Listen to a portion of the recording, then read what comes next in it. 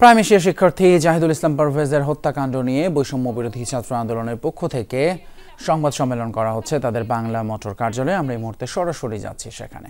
23-24 ব্যাচের শিক্ষার্থী জাহিদুল ইসলাম পারভেজ নিজ বিশ্ববিদ্যালয় ক্যাম্পাসে সন্ত্রাসী হামলায় নির্মমভাবে নিহত হয়েছেন।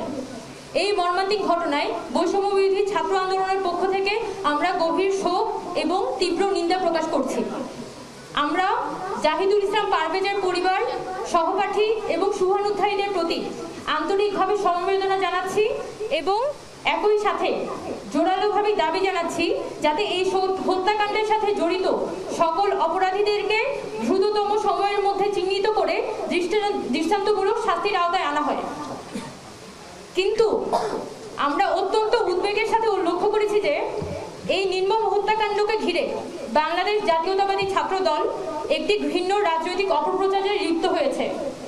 হত্যার প্রকৃত কারণ, প্রকৃত অপরাধী এবং ক্যাম্পাস সহিংসতা ছড়ানোর পেছনে বাস্তব চিত্রকে আড়াল করে তারা ঘটনার রাজনৈতিক ব্যবচ্ছেদে বেশি মনোযোগী হয়েছে। এমনকি উদ্দেশ্য প্রণোদিতভাবে গণঅভ্যুত্থানের প্ল্যাটফর্ম বৈষম্যবিরোধী ছাত্র আন্দোলনকে এই হত্যার মদতদাতা হিসেবে অভিযুক্ত করে যাচ্ছে। আমরা এই রাজনৈতিক অপচেষ্টার বিরুদ্ধে কঠোর প্রতিবাদ জানাচ্ছি। আমরা স্পষ্ট করে বলতে চাই, হামলার প্রথম যে সিসিটিভি ফুটেজটি দেখা গিয়েছিল, হামলার প্রথম সিসিটিভি ফুটেজে যাদেরকে সরাসরি আক্রমণ করতে দেখা যায় সেখানে বৈষম্যবিরোধী ছাত্র আন্দোলনে কেউ উপস্থিত ছিল না। কিন্তু ঘটনাস্থলের প্রদর্শিত যে দ্বিতীয় ফুটেজ, সেখানে প্রাইম এশিয়া বিশ্ববিদ্যালয়ের সাধারণ শিক্ষার্থীরা উপস্থিত ছিলেন। সেই সাধারণ শিক্ষার্থীদের মধ্যে বৈষম্যবিরোধী ছাত্র আন্দোলনের বনানী থানা কমিটির সাথে যুক্ত এবং প্রাইম এশিয়া বিশ্ববিদ্যালয়ের ফার্মাসি ডিপার্টমেন্টের স্টুডেন্ট হৃদয় মিয়াজি এবং একই বিশ্ববিদ্যালয়ের শিক্ষার্থী এবং বৈষম্যবিরোধী ছাত্র আন্দোলনের আরেকজন সদস্য, যিনি ঘটনাক্রমে বিশ্ববিদ্যালয়ের ইংরেজি বিভাগের 231 ব্যাচের শিক্ষার্থী সোভান নিয়াজ তুষার, তিনিও উপস্থিত ছিলেন।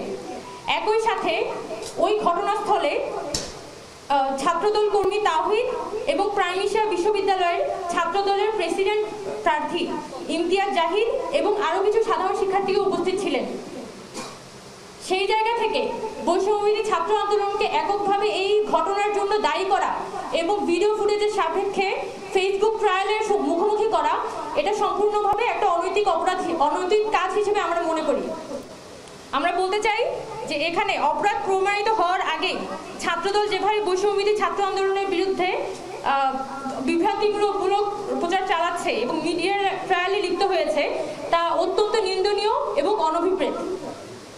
আমরা আবারও পরিষ্কারভাবে জানাতে চাই, এই হত্যাকাণ্ডের সাথে জড়িত যেই হোক তাদেরকে রাজনৈতিক পরিচয়ের ঊর্ধ্বে গিয়ে নিরপেক্ষ ও স্বচ্ছ তদন্তের মাধ্যমে বিচারের আওতায় আনতে হবে। যেহেতু ক্যাম্পাসের একজন শিক্ষার্থী হত্যার মতো গুরুতর অপরাধ সংঘটিত হয়েছে, তাই প্রত্যক্ষ ও পরোক্ষভাবে উপস্থিত সকলকে তারা যে সংগঠনের হোক তদন্তের আওতায় আনাটা আবশ্যক।